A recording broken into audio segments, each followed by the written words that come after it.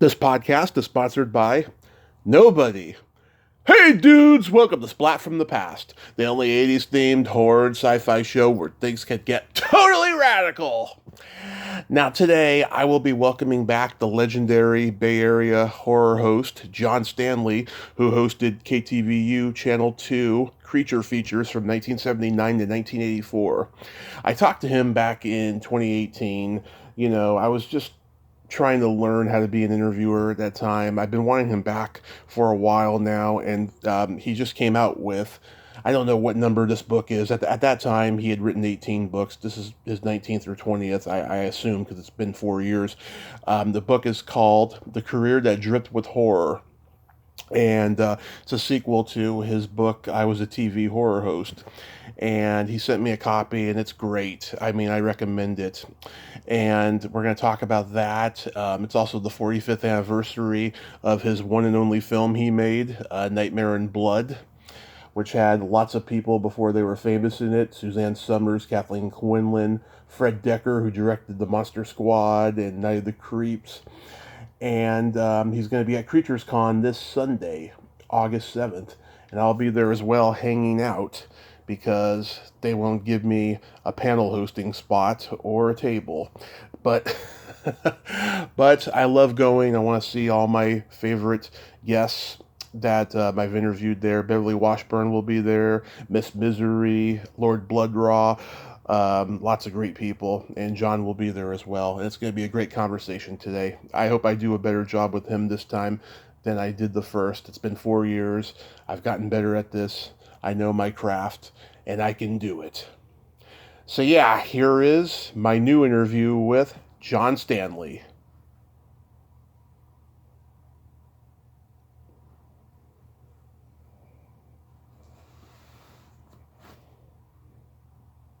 Hello, Tommy. Hey, John, welcome back. How are you today, sir? Yeah. How are you doing? I'm doing pretty good. I mean, Wonderful. The sun is out. There's a little bit of construction going on outside, but other than that, everything's great. Oh, good. Well, are we set to talk about the career that dripped with horror?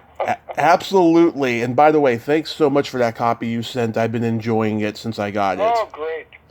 I just got a contract from Page Publishing. Mm-hmm. However, there's some issues that I have to settle, so I don't know if we're going to have a deal or not, but they want to take the book over and distribute it. Nice. Anyway, it's about the size that we have to work out.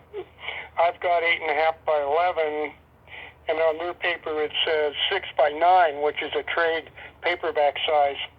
It would never be able to handle all the stuff that's in here. You'd have to start from scratch. And I want the book the way it looks now. That's the way I like books to look. Oh, it looks great. Yeah, it looks great. First, I want to ask you, when I talked to you in 2018, you had written 18 books by that point. What number is this? Number 19. Nice. Okay. Yeah, the last books I had prior to this were 2 books about comedians. Mm-hmm.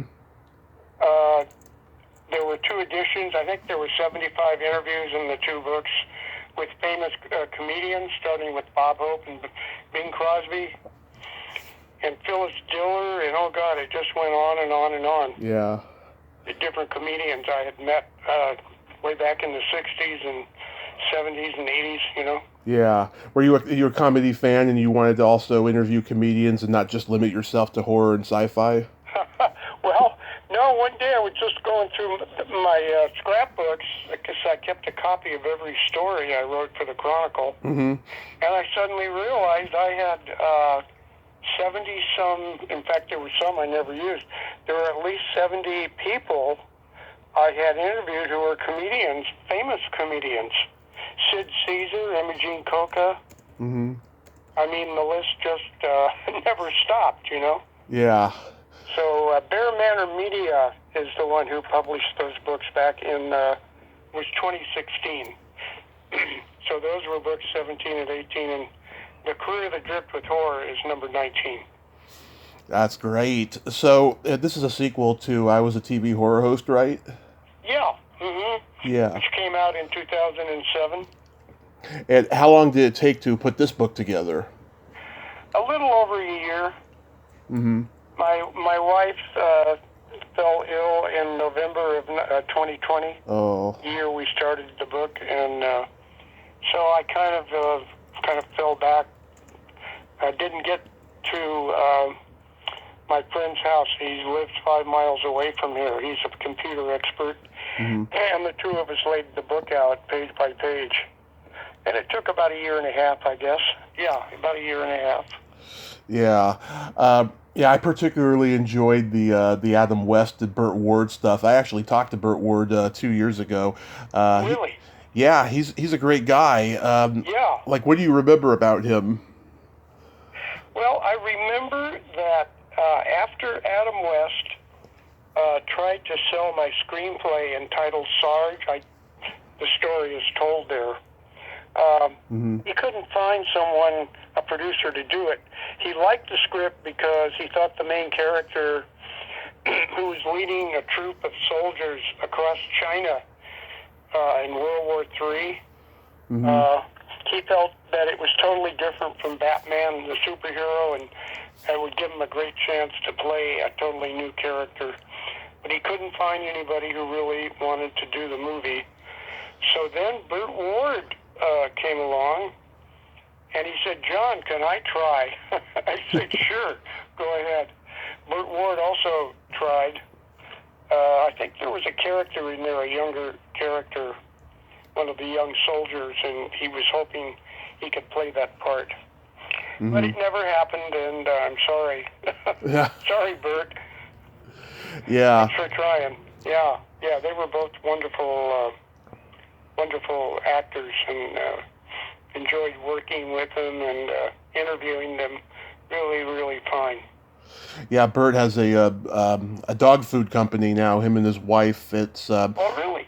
yeah, it's like an organic dog food company. They don't use any preservatives. They want the animals to be healthy and stuff. Yeah. Wow, that's great. I wish him good luck. Absolutely. With that. Yeah, good luck. Yeah, you got to see a lot of amazing things before they became a cultural phenomenon like Star Trek. I mean, did you ever think that show would become the cottage industry it is today? Well, no. I went on the set at Desilu in the summer of 1966. The show had been scheduled for September, and so the studio under Desi Arnaz was cranking the episodes out as fast as they could. And I went on the set, and Gene Roddenberry was there. I didn't get to interview him the first time. Yeah. I interviewed him a year later. But anyway, I did interview Leonard Nimoy, and the thing I remember most, and it's in this part of it. That part of it is in my first book. I was a TV horror host, published back in 2007. Right. Leonard Nimoy was concerned about the ears he had. They had changed his ears to make him look a little more like he's an alien. And he wasn't sure the audience would accept that. It would look silly. He would be nothing but a comedy figure, comedic figure. So he was really worried about the show. And I did interview Gene Roddenberry a year later. It was... the show was canceled at a certain point. Do you remember exactly when? I'm trying to recall. I think it was the second season in, I guess, 68. The show was canceled, but then the reaction to it was so overwhelming. There were people who picketed the studio, and outrage came from all over the world. And NBC, for the first time, renewed a show it had canceled. This had never happened on television before. Wow. And the show was renewed for a third season. And what happened was NBC moved it from Thursday night at 9 o'clock to Friday night, 9 o'clock. And that angered Gene Roddenberry, because Gene Roddenberry felt that those who've watched the show, the young audience, that Friday was date night, and they wouldn't be home to see the show. and there was no way in those days to record it. Mm-hmm. You didn't have a DVD player or a CD, not a CD, but a video player. So Gene Roddenberry stepped down from working on the show. He was still, of course, the creator, Mm-hmm. and his name would appear every week, but he would have nothing to do with the creative part of the show. And another thing I thought your audience might enjoy, I wrote several story outlines for Star Trek. Mm-hmm. And Gene Roddenberry called me one day and he said, I love one of your stories, and he bought it for $600. Wow. But unfortunately, NBC didn't like the story. They felt it was anti-religious, Oh. and it didn't get made. And meanwhile, I and another friend, I think we did 8 or 10 story outlines, and they went to, I think it was Fred Freiberger, because Gene Roddenberry was no longer involved. Mm-hmm. And I got a phone call from their office. John, can you come down to L.A. as soon as possible? We want to talk to you about all of these stories you have written. We think some of them are really good. Okay, so me and my collaborator planned to fly down to L.A. as soon as we could, but the phone rang again 2 days later, and it was Star Trek again. John, we just got canceled by NBC. It was early 1969, and Star Trek only lasted 3 seasons. A lot of people have forgotten that. And what happened was Desi Arnaz, or I should say Lucille Ball, sold the studio, Mm-hmm. and Paramount ended up owning the property because Paramount and Desilu Productions were side by side with a wall that separated the 2 studios. Mm-hmm. So Paramount tore down the wall and now had more property to shoot movies in and TV shows. And the rights went to Paramount. That's why Paramount made all of those films starting in 1979. The first Star Trek motion picture came out. And of course, The Wrath of Khan was the second Star Trek that followed, one of the very best in the series, I always felt. Me too. Yeah. Yeah. Anyway, and it was also, did I ever tell you the Lucille Ball story? No. I had the opportunity in 1975 to interview Lucille Ball. What happened was my wife and I were in Hollywood doing stories for the Chronicle, and we were actually on our way out to do an interview one morning. The phone rang, and it was my contact from CBS who said, John, if you can be at a certain address at 5 o'clock today, you can take part in a very special publicity show we are planning, and it only can be seen by out-of-town press. Of course, I was out-of-town press, so I said, we'll be at that address. So we drove to Beverly Hills that afternoon at 5 o'clock, and we parked the car out on the street, and I says, boy, this has got to be somebody famous, because 2 doors away was the home of Jimmy Stewart, where I had gone twice over the years to interview him at his home. Well, we knocked on the door, and it was Lucille Ball inviting us to come in, and later Jackie Gleason showed up. Mm-hmm. He's another one I had in my books, comedy books. Jackie Gleason showed up. He and Lucy were making a TV special for CBS, and that's why he was there. Anyway, we had a wonderful interview, and we all had a barbecue out in the backyard. And then the busload of reporters from representing CBS took off. So my wife and I were there, and Lucy says, come on inside. We'll play backgammon. So we sat down to play backgammon, and this was my opportunity. I said, Lucy, you ran Desilu Studios back in the 1960s, and you must have been there to help Star Trek get started. And she says, I sure did. And she told the story of how in March of 1966, she gets a phone call from NBC saying, we want to slate Star Trek for 9 o'clock on Thursday nights. But we need the promise from you that you will make the episodes. You got to swear, so then we can sign contracts and stuff later. But right now, I got to have your verbal okay. So Lucy says, okay, I'll call you back.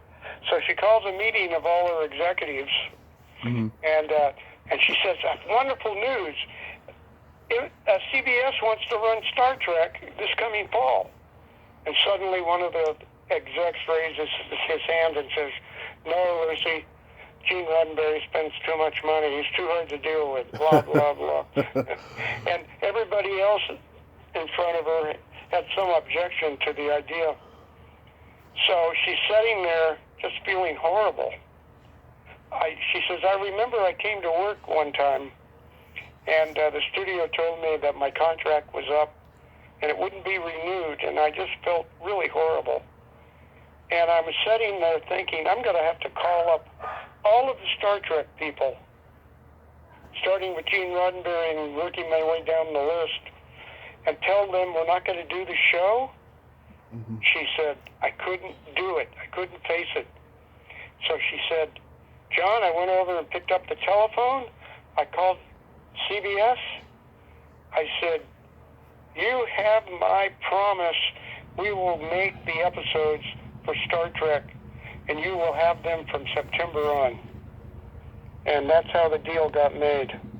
Nice. And that's how Lucy saved the day. Allowed Star Trek to live on and become one of the most popular forms of entertainment in the United States of America. Wow, do they ever credit Lucy, or do other people take credit for that? Oh, I don't know. And it's in my book. Yeah. I was a TV horror host. I felt that the viewers needed to know that story, you know. Absolutely. That show. It could have been canceled, you know, before it ever started. But not Lucy. She wanted all of those people to feel good about the work they had been doing. That's wonderful. Out of all the celebrities you interviewed, like, who are some of your favorites? Well, that's an interesting question. Sometimes it's a very personal kind of thing.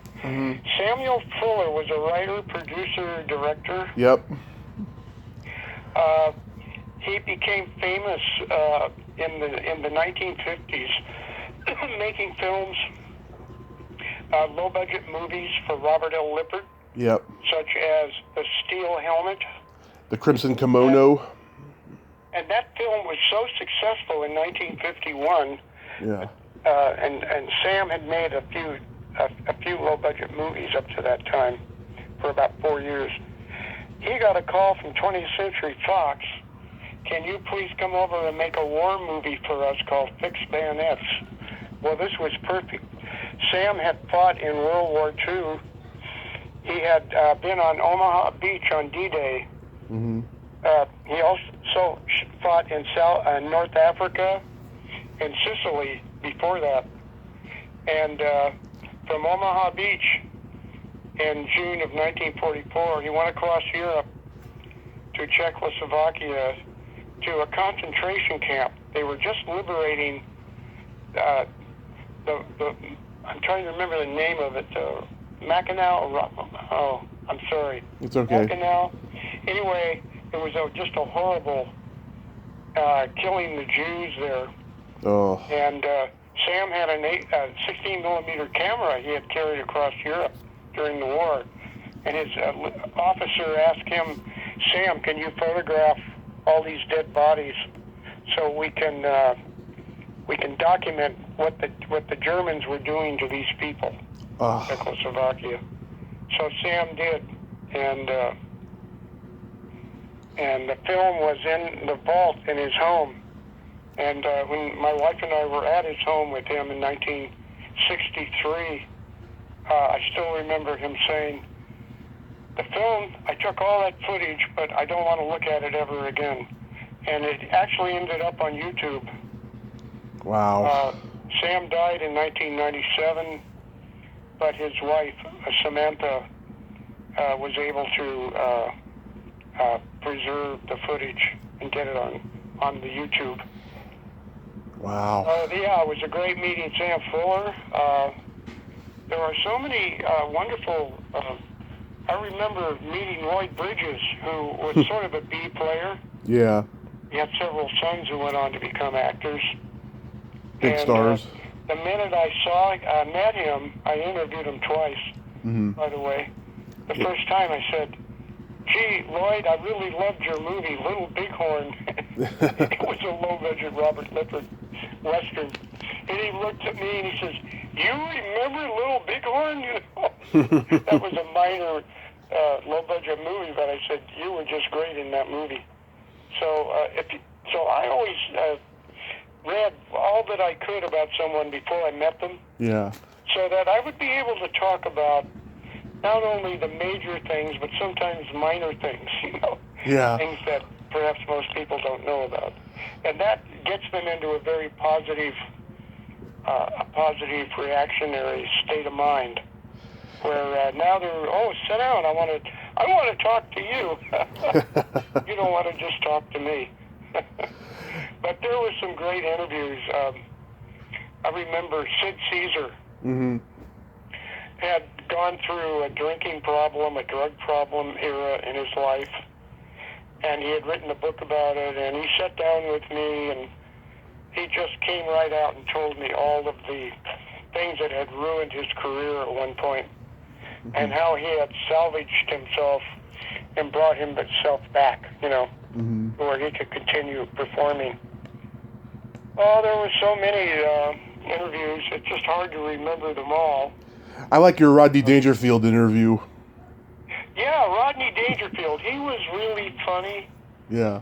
He had made, I think it was his second or third film, and he just had a way of just making jokes, no matter what the topic was. He could take you back through time and just have the most remarkable amount of fun doing that, and that's also in the comedy books. Yeah, he could be so self-deprecating on stage, but in the movies he insulted everybody. Exactly right. Yes. So what's the genesis behind Nightmare in Blood? Nightmare in Blood, after Star Trek in the 60s, there were Star Trek conventions here in San Francisco. In fact, I actually hosted a couple of them, where I got to interview Leonard Nimoy up on stage. And it had become very popular, these horror science fiction shows. And so we decided, let's do a story from the point of view of someone who's staging the show.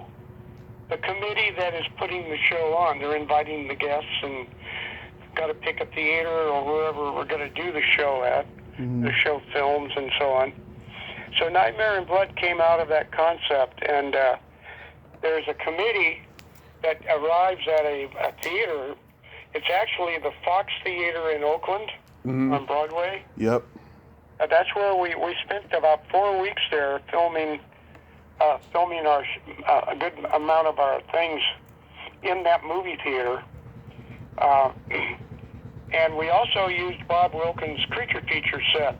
Yeah. He had been on the air for only about 3 years, and but I knew him. We were good friends by that time, and I said, we're going to have a creature feature type of host who's going to interview the star of this show that's going to be at the Fox Theater. His name is Malachi. He's an actor from Hollywood. He portrays a vampire, and he always plays the same vampire film after film after film. So Malachi is one of Hollywood's leading stars at the moment. So he finds out that there's a man being interviewed on the show who's he was taken after Dr. Frederick Wortham. Mm-hmm. Do you remember he wrote a book called, oh, wait a minute, what was the name? I'm sorry. It's okay. He had written a book, Seduction of the Innocent. Oh, yeah. In which comic books were demeaned. Children had been turned into criminals by comic books. Yeah.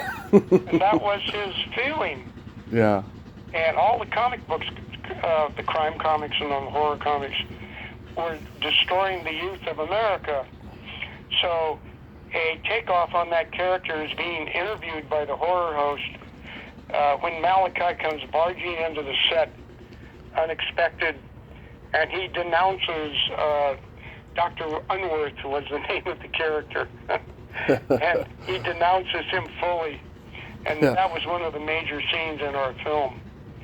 And then there are two henchmen who help Malachi carry out all of his murders.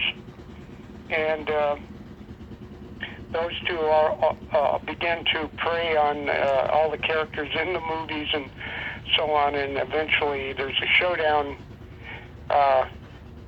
between a Jewish man who has survived Hitler's Holocaust and has come looking for Malachi because Malachi had helped Hitler at one point back in the 40s when the concentration camps were being established.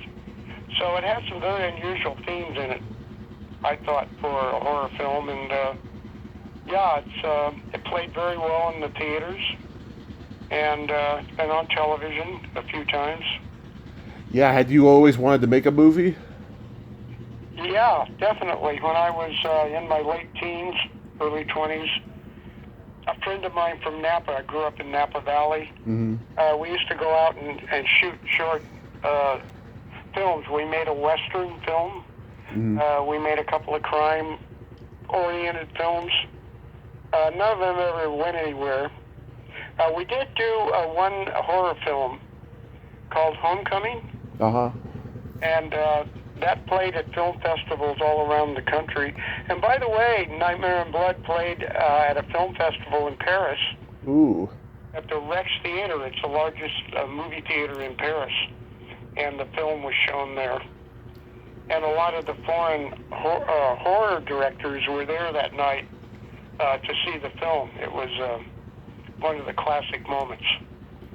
How did you come to cast Kerwin Matthews in his last film? I'm sorry, what was that again? How did you come to cast Kerwin Matthews in his last film? Matthews? Kerwin Matthews? Oh, Kerwin Matthews. Oh, yes, he had a cameo role. Yeah. He was working in a store. I think it was an antique store. Someone told us that.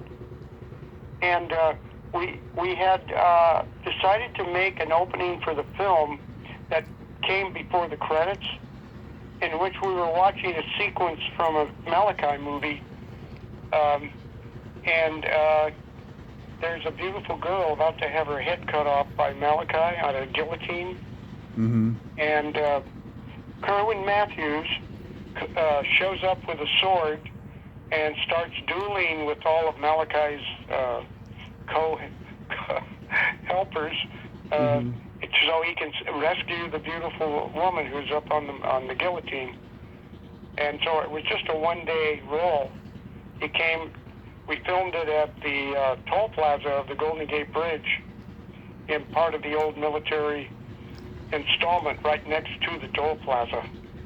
And I always thought that became a classic part of the film, to have Kerwin Matthews, who had done so many of the Ray Harryhausen adventure films, years and years before. Yeah, you also gave early roles to Barry Longfellow, Suzanne Summers, Kathleen Quinlan. Oh, yeah. Well, Kathleen Quinlan had just a small part. There was a woman named Barry Youngfellow. Yeah. That was, she died just earlier this year. Right. And she went on, this was her first movie role, and she went on to star in a TV comedy series. It was called It's a Living. I think it lasted 4 or 5 seasons. It's a Living. Yeah, it was Yeah, she played a waitress. a worker in a restaurant, right? Right. The restaurant was on top of a tall building, Right. and she was one of the workers in that restaurant. Yeah, Kathleen and Suzanne, they were both coming off of American Graffiti at that time. Yeah, definitely. Yeah, because we filmed those scenes in 1973, and American Graffiti was the year before. Yeah. And do you remember if you auditioned an actress named Linda Mcclure? I can't recall that name. Who is Linda? She was Suzanne Summers' best friend at that time. They were both in Magnum Force together, and she went on to do the Burt Reynolds car movies like Smokey and the Bandit. I just interviewed her a couple months ago. Yeah, I just interviewed her. I was curious to know if she auditioned too, because they used to go to auditions together. Yeah, it's all kind of so long ago. It's hard to remember. Yeah. All of the details. Yeah. And you also had Fred Decker when he was a kid. Fred Decker is in a scene in Nightmare in Blood. Mm-hmm. There's a scene where a hearse pulls up in front of the theater at night, and there's a large crowd of fans. Malachi is arriving. Mm-hmm. He's in the coffin that's in the back of the hearse. Yeah. So there's a whole group of young people standing at the entrance to the theater, and they watch as the casket, as the coffin is rolled into the front of the theater. And in a close-up of Planet of the Apes dressed characters, Fred Decker is one of them. He's a key figure in that scene. Mm-hmm. Yeah, so it's just a cameo, one scene appearance. Did you remain in touch with anybody after the movie? No, not really. Unfortunately, the man who played Malachi died 3 months after the movie came out in the theaters. Oh. Yeah, he died very young. Yeah. This was the first movie that Mr. Lobo played. Oh, really? Yeah. I just did a podcast with him a couple of weeks ago. Nice. Yeah. We're doing a creature feature show this coming Sunday. I'm going to be there. Yep. I'm going to be there. I can't wait. Concord Plaza?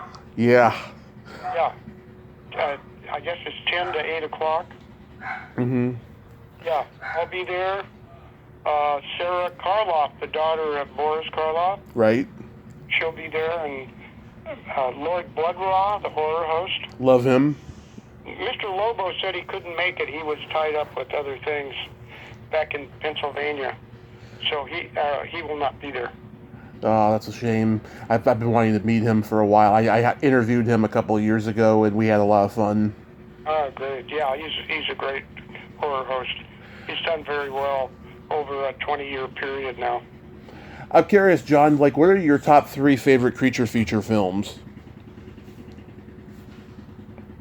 Well, the first film would be The Thing from Another World, 1951 film. Right.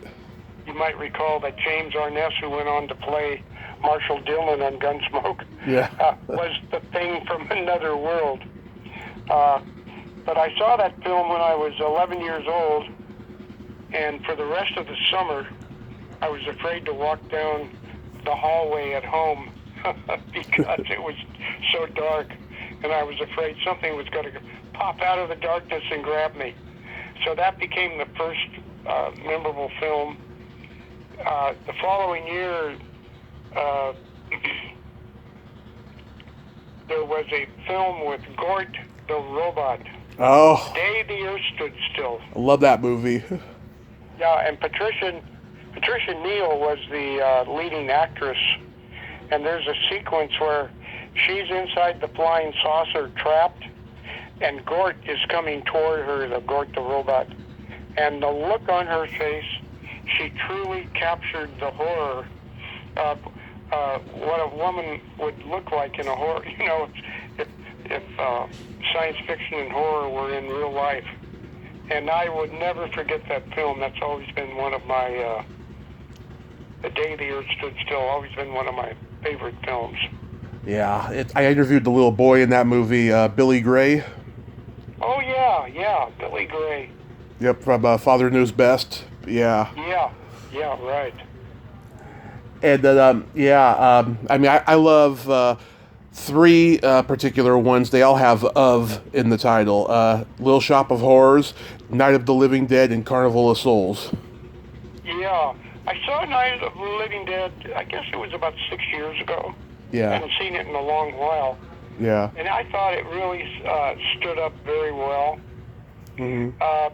What was the name of the actress who played Barbara? Judith O'Dea. I had the opportunity, I'm trying to remember when, it was sometime in the days when, or maybe it was after Bob Wilkins had passed away, but I had the opportunity to interview her at the San Francisco Giants ballpark, Mm-hmm. and our chairs were on the pitcher's mound as we did the interview, and I was able to talk to her for quite some time about the making of the film and the character she played and so on. And then after that interview, they actually played the film on a large screen there at the ballpark, in the Giants ballpark. Yeah, I think we did 3 different creature feature shows in the ballpark, put on by Bob Johnson. Mm-hmm. He's a Bay Area entrepreneur. Right. Who puts on a lot of shows at the Balboa and other theaters. Yeah, I talked to Judith a couple years ago, and I met her in person. She's a great lady, and she loves, the fact that this movie has gotten such a great cult following over the past almost 55 years coming up on. And it holds up. I think it holds up very well. It does. They restored it several years ago, and it's on DVD. It looks really, really good. And they were able to copyright this version of it because the original wasn't copyrighted. Yeah. That's why everybody could play it on television back in the days when horror hosts were becoming popular. Well, they still can, but they have to, get the old version of it, Oh, yeah, right. Yeah, last time we talked, we talked about how KTVU canceled Creature Features, but I'm curious, did you ever try to bring it back at another station? Yes, I did. Mm-hmm. At Channel 20. Oh, Coffee? KOFY. Yeah. There was a man who ran, I'm trying to remember his name, who ran the station. Mm-hmm. And I went to see him. We had a meeting. I was being paid around $450 some dollars to do the shows. Right. So I thought, well, I'll start with that amount if we come to talk about money. So we talked about how we're going to get movies for the show and so on. He seemed to be very positive about it. And I asked he says, how much do you want per week? And I said, well, I was currently getting $450, and I would be willing to settle for that, without trying to go up higher. He thrust his hand out and said, "Shake, we got a deal." Well, a couple of weeks went by. I didn't hear from him. Every time I tried to call him, I couldn't get a hold of him. And finally, I'm trying to remember how I finally got the word, but he wasn't going to do the show. Oh. He backed down on doing the show. So why he told me that day, I don't know. I have no idea. Yeah, I think the show could have worked at Coffee or KBHK 44 or KICU 36. Yeah, we could have made it work. Yeah. Of course, Creepy Coffee became a show that ran for 10 years. Mm-hmm. By then, ownership had changed, and now the station is gone. It's no longer. Yeah. It's no longer in San Francisco. It's went across the. I think it went across the bay. Yeah. And Creature Features was running on that, a show that was made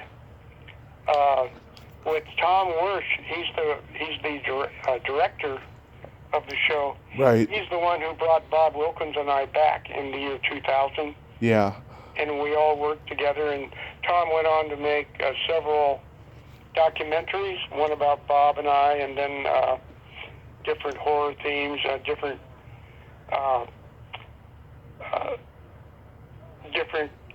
places in San Francisco, Sutro baths, and other real sites. He did documentaries about them, and he has a new documentary about Bob Wilkins called Up Late. Yeah. Up Late with Bob Wilkins. Did you see that? I've seen a couple Bob Wilkins documentaries. I don't know if it's that one I saw, though. No, this one was shown for the first time in April. Oh, no, I haven't then. At the Orinda Theater. No, I haven't seen it yet. And it's coming out on DVD, I believe. And you can probably buy a copy at the Sunday's Creature Feature show in Concord, at the Concord Plaza. Nice. Yeah, because in 1987, Bob was asked to present John Carpenter's The Fog on KTVU, and it looked like that Creature Features was going to come back, and then it didn't. Oh, yeah. Yeah. It's on YouTube. Yeah, I remember that event. Yeah. Who? Now, Bob, he was an amazing guy. He started in Sacramento. Yeah. Moved to Oakland. And at the same time, he was still doing another show in Sacramento, and he would go back every week, do the show in Sacramento, do the one in Channel 2 in Oakland. Up through, even after he left the show I took over, he was still doing shows in, I think it was in Sacramento. Right. At one of the stations there. So he stayed wrapped up in sci-fi horror movies for quite some time. Yeah, he did. For at least 20-some years, I think. Yeah, because he was in Sacramento for, 5 years before Creature Features? I believe, yeah, I think he started in 1966, as I recall, and then made the transfer. He started in January of 1971 at Channel 2, KTVU. Did you ever meet Vampira? Vampira? Yeah, the old horror host. The one who, she was one of the first, right? Oh, yeah, in the 50s. At a station in L.A.? No, I didn't. Yeah. However, Elvira, she was one I did meet. She came to the, were they called Creature Cons, or what was the convention that was at the Moscone Center? I'm trying to, like they were called, something cons. Anyway, she and her husband were there one time. And then in 1986, before all of that, I had the opportunity to go to her home in Los Angeles. Mm-hmm. And we did an interview there. That's when I first met her. And then we got to meet each other off and on over the years. And she became a very good friend. Yeah, she was, I thought she was one of the best of the horror host era. Oh, yeah. In fact, she came out with a memoir, and she lost a lot of her male fanship because she admitted that she's a lesbian. Oh, really? I didn't know that. Yeah. I thought that was pretty cool, though. That at least... Did she write a book? Yeah, it's been out for maybe a year, maybe 2 years now. Because she was married. She was happily married when I first met her in '86. And then we did a show at a museum, at the wax, it was a wax, oh boy, I'm sorry. It's okay. Tommy, I'm having a little problem remembering things. It's Wax Museum? We did a show with Joe Bob Briggs. Joe Bob Briggs. Right. He brought me and Elvira and a couple of other hosts, because those were all his favorite hosts. And we cut some shows with him at the art. It was some kind of museum in Hollywood where we met. In fact, there's a famous picture of all of us together with Joe Bob Briggs that was taken in 1991. He's a very nice guy. I've met him. Who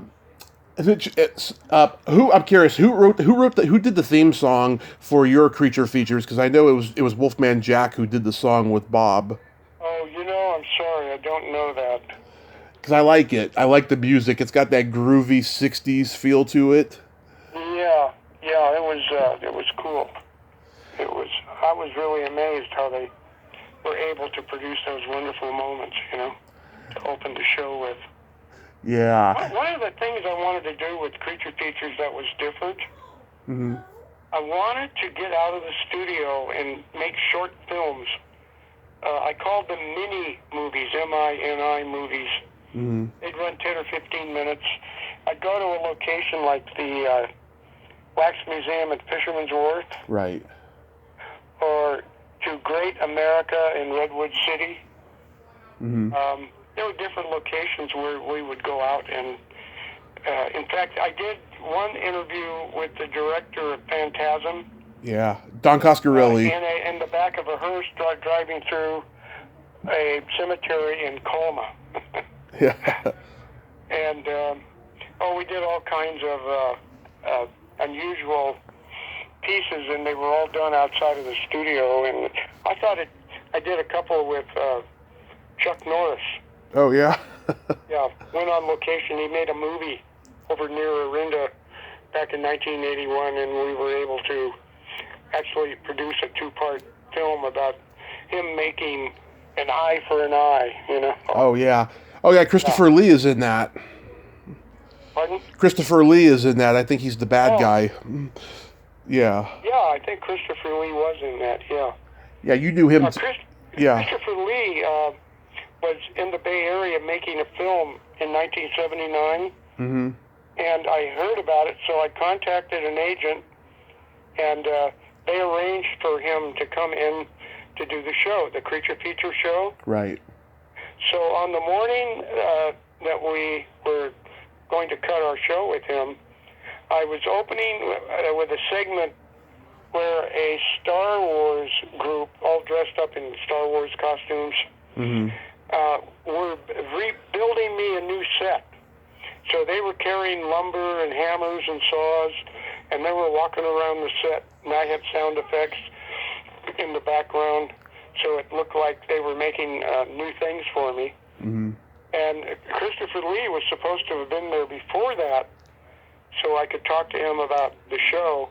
He never showed up, Wow. and he finally came in late. We were halfway through this segment. So he's standing there next to my wife, and he says, I don't think I really want to be on a show like this, because I guess he thought it looked too silly. And that was when, so he turned to walk out, and there was a TV over the door, a TV monitor, and Right. suddenly he stopped because I was introducing an interview I had done with Ray Bradbury. And the Ray Bradbury interview starts. So he stood there and he watched the whole interview. So I closed the segment and had the lights come on. So he turned to my wife and said, well, if it's good enough for Ray Bradbury, I guess it's good enough for me. And he stayed because he was going to walk out and leave. Wow. And I would have lost my guest for the rest of the show. What would I have done? I don't know.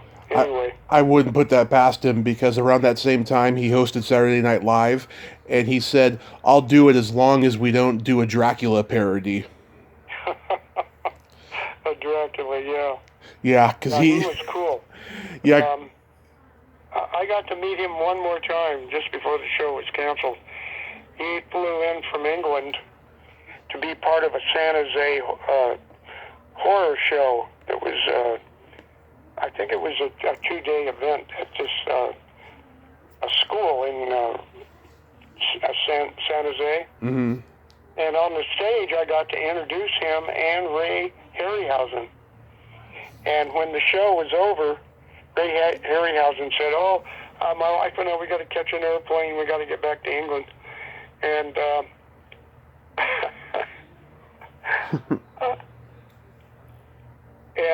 what's his name? Help me out here. I'm sorry. Lee. Christopher Lee. Christopher Lee. Yeah, Christopher Lee. He comes up to me, John, can you and your wife join me for dinner? He remembered the interview we had done those years before. And, oh, of course. And we sat down and had the most wonderful time, because it wasn't an interview for the paper. It was just, hey, let's sit and talk, you know? Right. Have a great time, getting to know each other. That was a great, that's one of those classic moments you never forget. Absolutely. Is it true George Stanley was your uncle? George Stanley was my father's uncle. It was my great uncle, a brother to my dad's father. And yes, in 1928 and 29, he created the Oscar or the Academy Award. And I did get to meet him one time, and there are photographs of that meeting and a little story. That's one of the stories in my book, The Career That Dripped with Horror. And by the way, if anybody out there wants to order the book, they can go to my website, Tommy. My website is StanleyBooks.net. StanleyBooks.net. Yeah. And if they order the book there through PayPal, then I will be able to sign it when I send it to them, before I send it to them. Right. And they can get a signed copy from me. Yeah. Wow. Do you think that the design of the Academy Award has changed over time? Boy, I'll say. It's not like the show that I used to see back in the 50s and 60s. Yeah. No, it's nowhere near the kind of show it once was. Yeah. I do believe America was full of those who enjoyed going to the movies, you know, maybe once a week, or then came television. We're watching a lot of these movies on television now. Mm-hmm. Well, before we couldn't see them. You know, so many movies would open and play for a couple of weeks, and they would disappear. You know, maybe they did good, maybe they didn't, but there was no way to see them again unless the studio did a re-release. I remember in 1950, I think it was 54, they did a release of the Wizard of Oz for the first time since it had originally played. Right. And so that was the first time you could actually see the Wizard of Oz. There was no other way to see an old movie. I remember Gone with the Wind played on Market Street in the early 60s, and it hadn't been played since 1938. So there was a great love for movies with the way the theaters were arranged. We could go to different theaters to see different kinds of movies. And I remember my father and I used to, when we lived in Oakland, we used to take a cable car across the Bay Bridge. Mm-hmm. That's gone now, but there was a cable car, and we would get off and walk to 5th and Market. The Telenews Theater, they were playing newsreels all day long, all night long, and we would see the newsreels, and then we'd go next door to a low-budget movie theater, mm-hmm. and we'd see a couple of Western films, the Cisco Kid, low-budget Western films, and that's where the movies all started for me. And ironically, Tommy, mm-hmm. the place where I was going to work, the Chronicle, Yeah. San Francisco Chronicle, was just one block away from there. So every time I walked down that block, I said, hey, they eventually tore down the Telenews Theater. It's gone. But for many years, I was still there. And I always remembered my dad and I and our great love to see movies. Oh. So are you going to write a 20th book?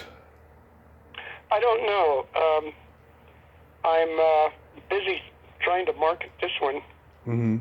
I might have a deal with Page Publishing. I don't know. There's some details that have to be worked out first. Mm-hmm. I don't know. You know what? I'm glad you asked, because I kept a copy of every story that I wrote for the paper. Right. And I have a row of scrapbooks you wouldn't believe. It goes 10 feet across the room. And it's all chronological by date, you know. Certain years are in a particular book in chronological sequence. And I still have so many different interviews that I haven't used in any of my books so far that I probably could put another book together. One of the books I kind of wanted to do was a Western collection. Like I interviewed Roy Rogers. Oh, yeah. And had interviews with so many other actors who were in Western films, you know. Mm. Or maybe another horror book, sci-fi book. So many directors, so many of them are gone now. They've died. But so many actors and directors that I have not covered yet. Oh yeah, I could probably do another book. I definitely. I just had the ability to get it together.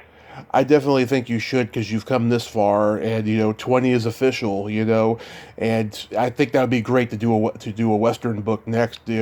God, that's amazing. Did you interview John Wayne? No, I'm sorry, I didn't. I had a friend who did, but no, I missed out on that. Didn't happen. However, I did interview Patrick Wayne, his son. Oh yeah.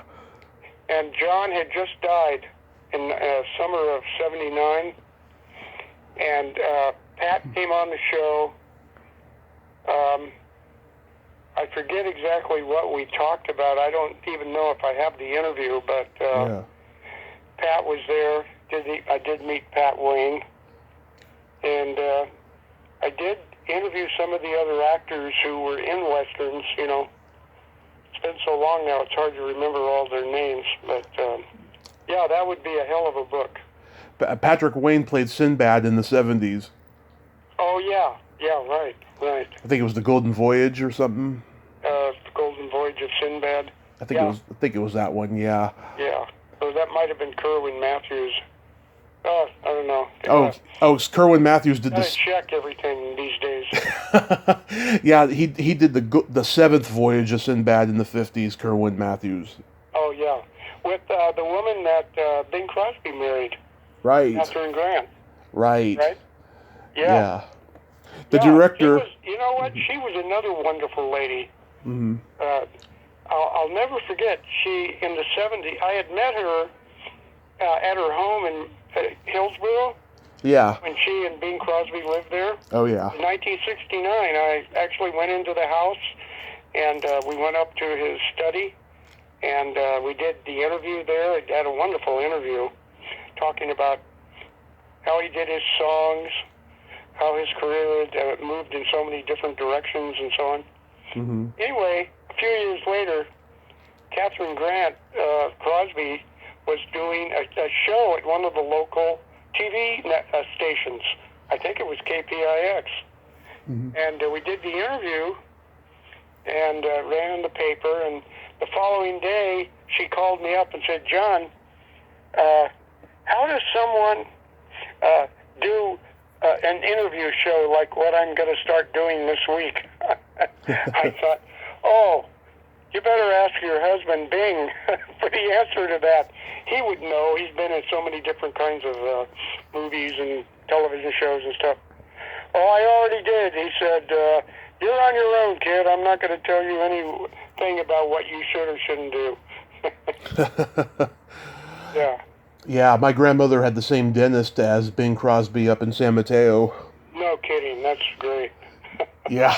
That is wonderful.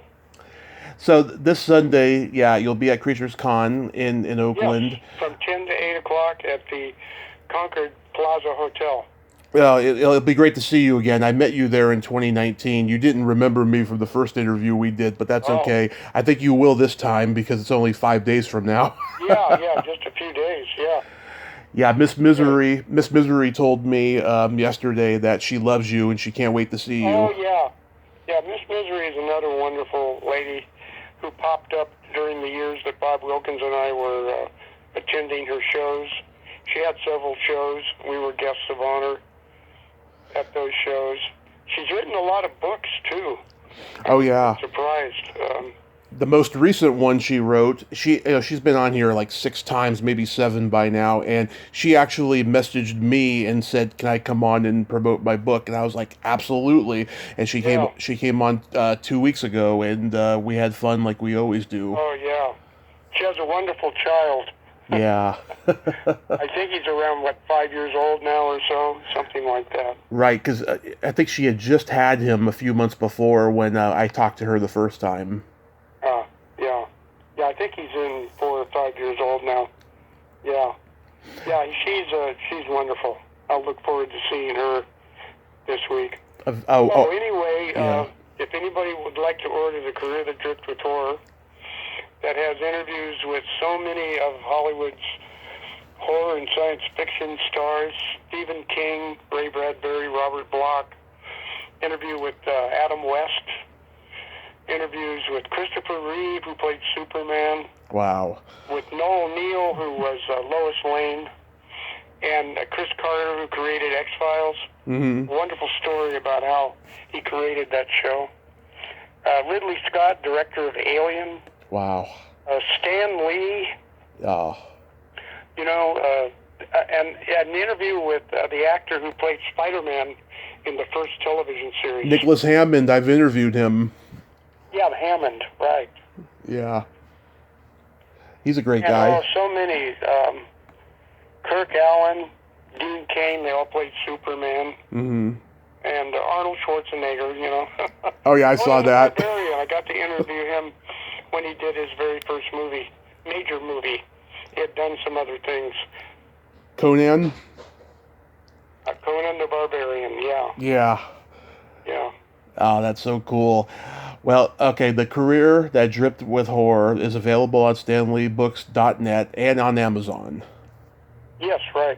Unfortunately, with Amazon, the book won't be signed. Yeah. Yeah. But people can buy it there and then come to you and sign it at Creatures Con. I can sign it at the show or however we get together.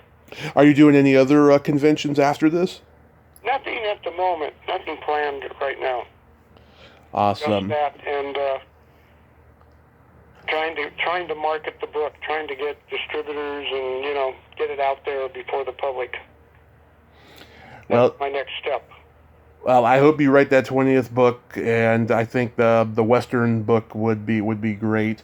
And I thank you so much, John, for coming back on today. Well, Tommy, thanks so much for having me on the program. I really enjoyed chatting with you today. Absolutely, sir. And see you on Sunday. It's going to be great. And thanks. I look forward to that. And thanks again for the book. Okay, my pleasure. Okay, have a great day. Okay, have a great, horrible night. Bye-bye. Bye.